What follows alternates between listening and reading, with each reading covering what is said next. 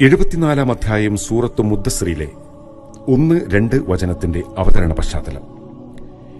ഹിറാ ഗുഹയിൽ ലഭിച്ച ആദ്യ വഹി വന്നതോടെ മുഹമ്മദ് നബി സല്ലല്ലാഹു അലൈഹി വസല്ലമയുടെ ജീവിതം മാറിമറിഞ്ഞു. ഇഖ്റ എന്ന ആദ്യ സന്ദേശം അദ്ദേഹത്തെ അടങ്ങാത്ത അത്ഭുതത്തിലും വല്ലാത്ത ഭീതിയിലുമാഴ്ത്തി. വീട്ടിലെത്തി അദ്ദേഹം വിറയലോടെ പറഞ്ഞു, എന്നെ മൂടുക. ഭാര്യ ഖദീജ അദ്ദേഹത്തിന് ആത്മവിശ്വാസം നൽകി. അള്ളാഹു നിങ്ങളെ ഒരിക്കലും അപമാനിക്കുകയില്ല. ഈ സംഭവത്തിന് ശേഷം വഹി കുറച്ചുകാലം വരാതെയായി. ഈ ഇടവേളയെ ഫത്രത്തുൽ വഹി എന്ന് വിളിക്കുന്നു. ഈ സമയത്ത് നബി സല്ലല്ലാഹു അലൈഹി വസല്ലമ ആഴത്തിലുള്ള ചിന്തയിലായിരുന്നു. ദൌത്യം എന്താണെന്ന് അവ്യക്തമാണെങ്കിലും വലിയ ഉത്തരവാദിത്വം തന്റെ മുന്നിലുണ്ടെന്ന് അദ്ദേഹം മനസ്സിലാക്കി.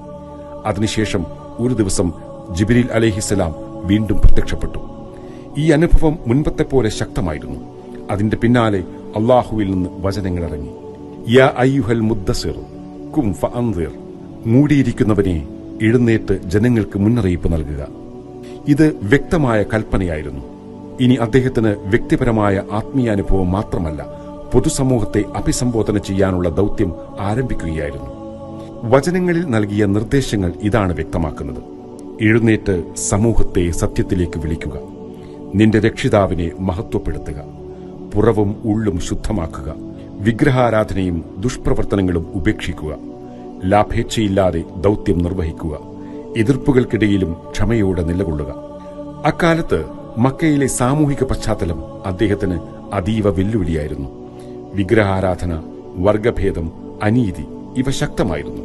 ഈ സാഹചര്യത്തിൽ ഒരു വ്യക്തിക്ക് എഴുന്നേറ്റ് മുന്നറിയിപ്പ് നൽകുക എന്ന ഉത്തരവ് ലഭിച്ചത് വലിയ ചരിത്രമാറ്റത്തിന്റെ തുടക്കമായിരുന്നു. ഈ വചനങ്ങളോടെയാണ് പ്രവാചക ദൌത്യത്തിന്റെ പുതുഘട്ടം ആരംഭിച്ചത്. ഇത് ഇസ്ലാമിക ചരിത്രത്തിലെ നിർണായകമായ ഒരു തുടക്കമാണ്.